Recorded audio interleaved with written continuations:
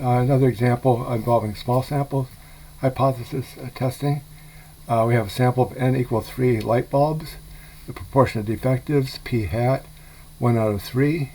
In order to meet industry standards, the proportion of defectives must be less than p0, which is 0.1, or 1 out of 10. We want to test the following hypotheses at the alpha equal 0.05 level of significance.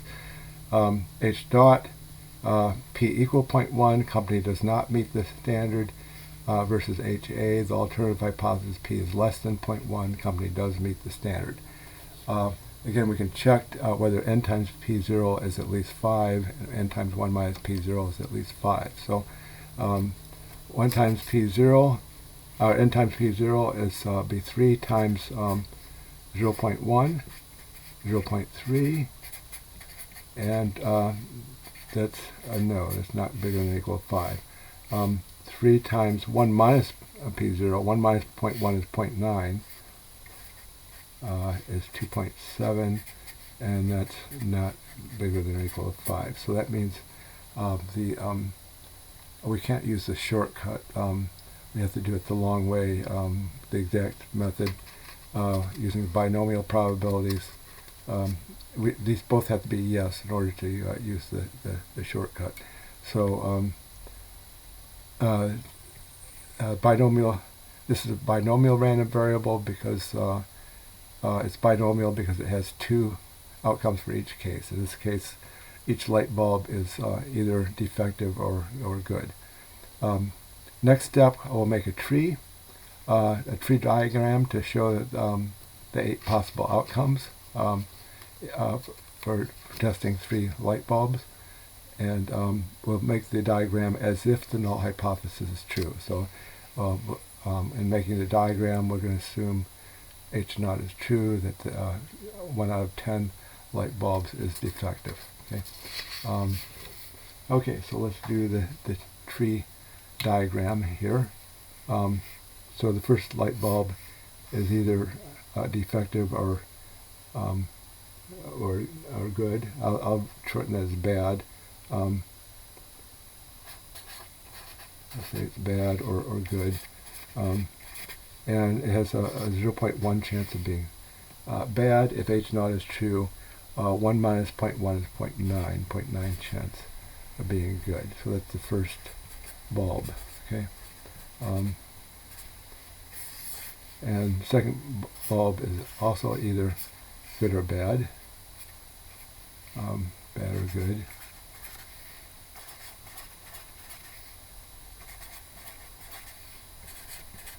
And if H naught is true, has a 0.1 chance of being bad, 0.9 chance of being good. So we have 4 possible outcomes with the 2 bulbs. Each time you add a light bulb, the number of outcomes doubles. So they could both be bad. The first is bad, the second is good. The first light bulb is good, the second light bulb is bad, or they're both good. Okay? And then if we add a third light bulb, now we have 8 possible outcomes here.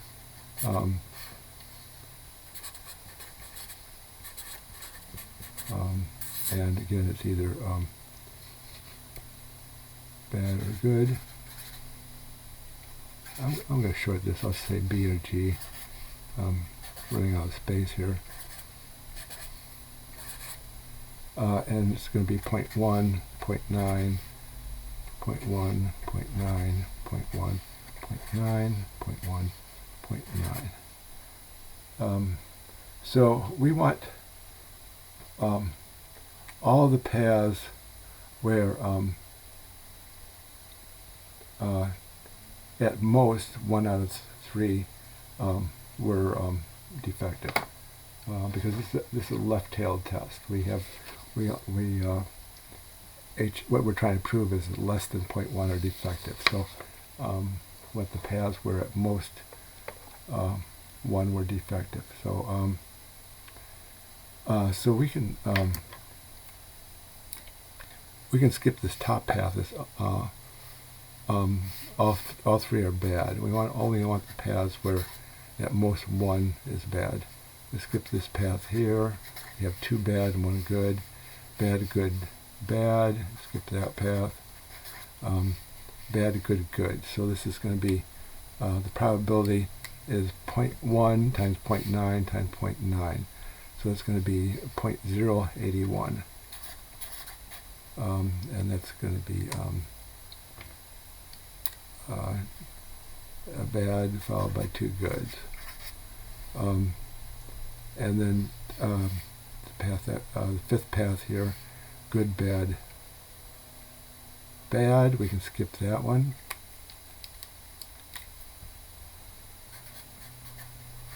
And we have next one, good, bad, good. And again, that's going to be 0.9 times 0.1 times 0.9, 0.081. That's going to be good, bad, good. We have at most 1 bad. And the 7th path here, good, good, bad. Again, that's 0.9 times 0.9 times 0.1, 0.081.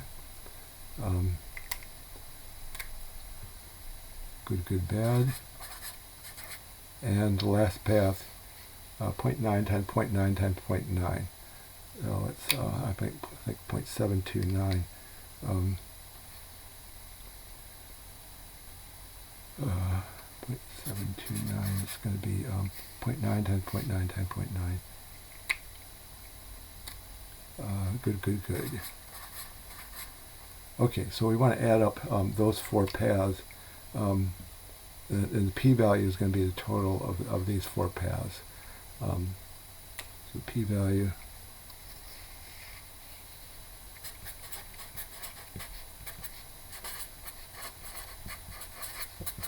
and it's going to be, it comes out to be 0.972.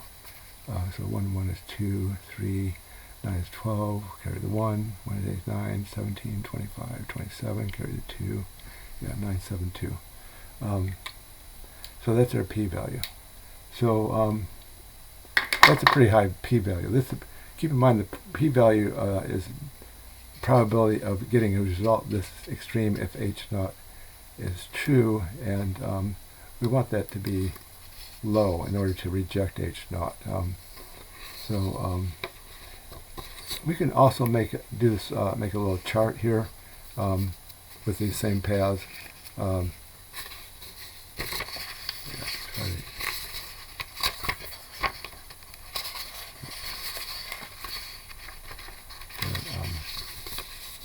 Leading on to the next page here.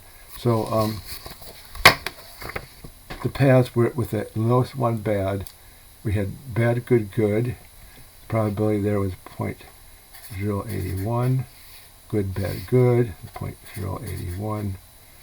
Good, good, bad, 0.081. So it's let's see, 0.1 times 0.9 times 0.9. And this one was 0.9 times 0.1 times 0.9. This one was 0.9 times 0.9 times 0.1.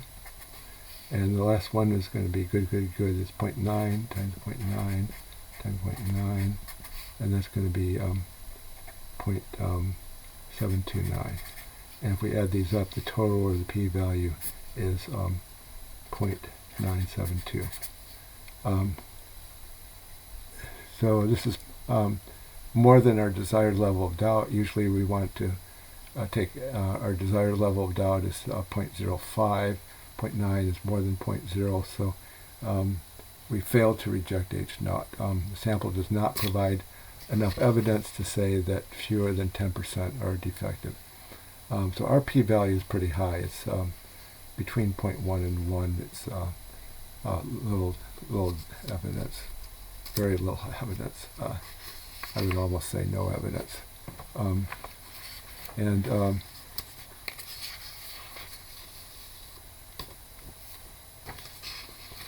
Okay, so let's sort of redo this. If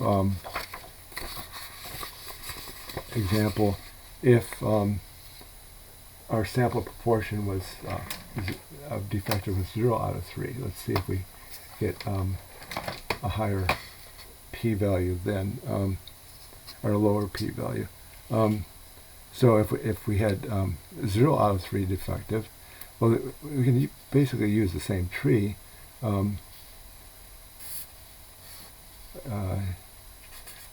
Either it's bad or it's good. First bulb is either bad or good. You have 0.1 chance of being bad, 0.9 chance of being good. And then with 2 bulbs, you have 4 possibilities.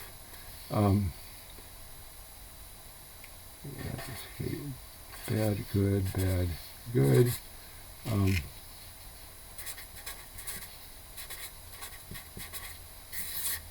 And it's going to be 0.1, 0.9, 0.1, 0.9. So you have 4 possibilities. They could both be bad, bad, bad. First one's bad, the second one's good.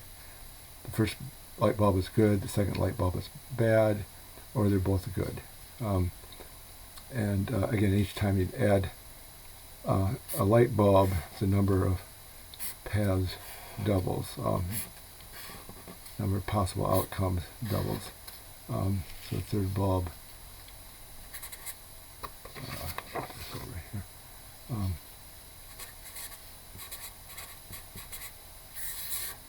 It is either bad or good.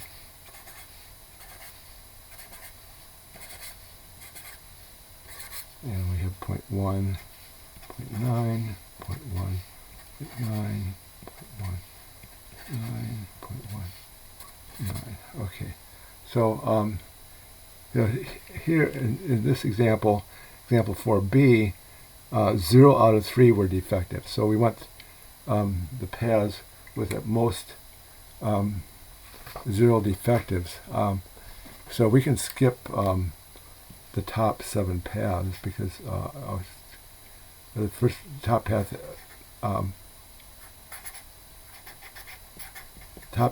they were all bad, so we can skip that one.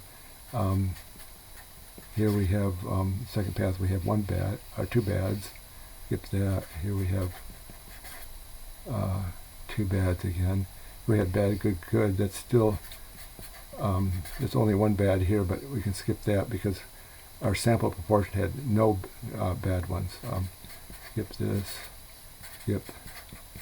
Skip. So there's only 1 path where there were no no defectives. They're all 3 light bulbs were good. So we have 0.9 times 0.9 times 0.9, 0.729.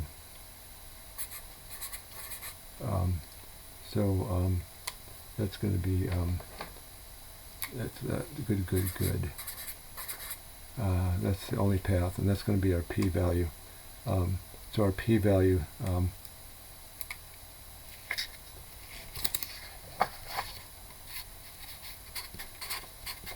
the total, which is the p-value, is 0.729. So that's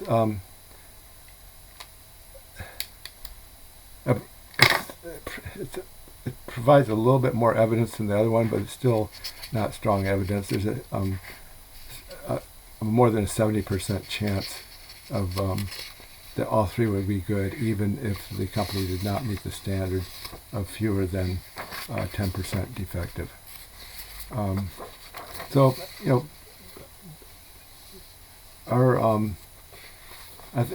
part of the issue here is the small sample size. So what if we took a larger sample? Let's suppose we sampled 10 light bulbs and none of them were defective. The full tree would have over 1,000 paths, but we only need the path where all 10 were good. So with this path here, I did this vertically just because to save space here. But we have 0.9 times 0.9 times 0.9 times 0.9 times 0.9 times 0.9 times 0.9 times 0.9 times 0.9 times 0.9. So it's 0.9 to the 10th power, approximately 0.35. That's still a high p-value. 35% chance of no defectives, even if the company does not meet the standard. so that we would still reject H naught. It's more than 0.05. Usually we want no more than a 5% chance of making a type 1 error, and so it's still more than what we'd like. We could also increase the sample size even further. Let's say we had 40 light bulbs and none were defective. So again, it's only one path of the tree. And if we follow the same pattern here, this was 0.9 to the 10th power. So this is the p-value here. For example, for C, 0.9 to the 10th power, approximately 0.35. This is going to be 0.9 to the 40th power if we follow the same pattern. It's only one path where there's none defective. In this case, the path will have 40 light bulbs on it, so it's to the 40th power. So 0.9 to the 40th power. We can do that on the calculator. It's a little bit much to do by hand. So 0.9 exponent 40 equals approximately 0.015, 0.015. So this would provide stronger evidence that the light bulb, the company meets the standard and has fewer than 10% defective. So that would be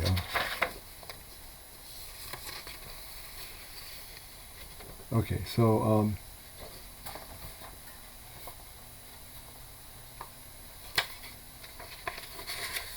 okay. So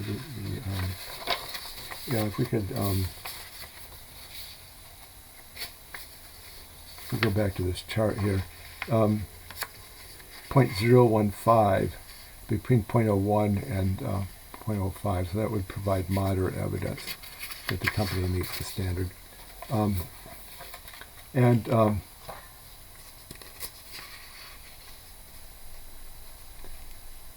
This is the diagram, again, shows the four possible outcomes. With examples 4A, 4B, and 4C, none of those provided enough evidence to reject H naught, so we did not reject H naught. So it's possible we would make a type 2 error in that case by not rejecting H naught. It's possible. It might be if H naught is true and we don't reject H naught, then we're not making error, but or possibly we made a type 2 error in failing to reject. So the four possible outcomes, if H naught is true and we don't reject, that's not an error. And that has probability 1 minus alpha. If H naught is true and we reject H naught, that's a type 1 error that has probability alpha, which in this case is 0.05. HA is true and we don't reject H naught, that's a type 2 error. It has probability beta. And HA is true and we reject H naught, that has probability 1 minus beta, and that would it's not an error. That's called the power of the test. So anyway, for the first three examples, it's possible we made a type 2 error. For example 4D, where we had the lower p-value, 0.015, if we reject H naught, it would possibly we would make a type 1 error, or maybe we're not making any error. Anyway, that concludes this presentation.